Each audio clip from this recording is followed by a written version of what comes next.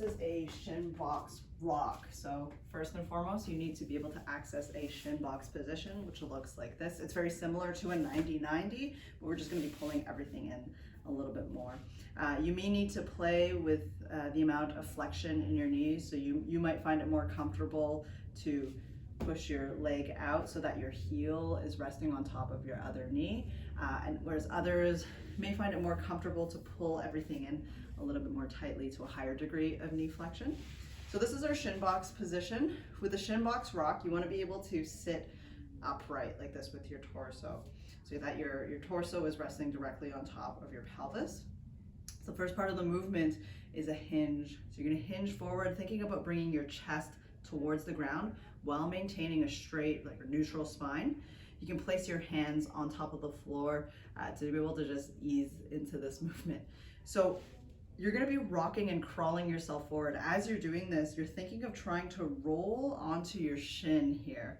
So as I rock forward, I'm going to try my best to keep my chest nice and low while maintaining a straight spine, and keep walking. And now eventually I'm going to start to roll onto the shin, and you're just going to keep going and driving right through. And eventually that leg is going to go into internal rotation. And then from here, again, being mindful of your spinal position, you're going to think about driving your hips through. So you engage your glutes and your hamstrings here and push your hips towards the floor. Again, being mindful of not overarching your lower back, and you'll be able to see that when I turn to the side. So you're driving your hips through like this. You'll feel a nice deep stretch on the inner thighs into the adductors and into the flexors.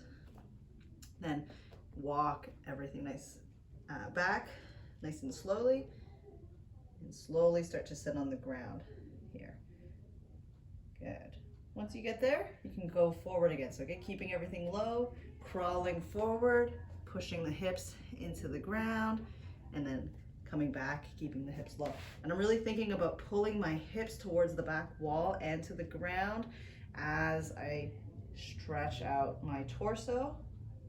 You're gonna get a lot of length through your glutes here. Good. All right, so you can just go back and forth a bunch of times on one side, and then you can switch to the other side. So I will turn so that you can see what I'm doing here. So again, upright, hinge at your hips. It's really important that you're not really rounded like this. Just try to keep a neutral spine, and then fold from the hips. Your hands can come to the ground. You're gonna stay nice and low as you shift your weight forward. So you can see I'm gonna rock onto the shin on this side, and I'm still driving straight through. Keep rocking, and then drive the hips forward. So I wanna keep a little bit of tension in my core here so that I don't drive my lumbar spine through into hyperextension. So keep a nice tuck here, and think about pushing the hips and opening up the inner thighs.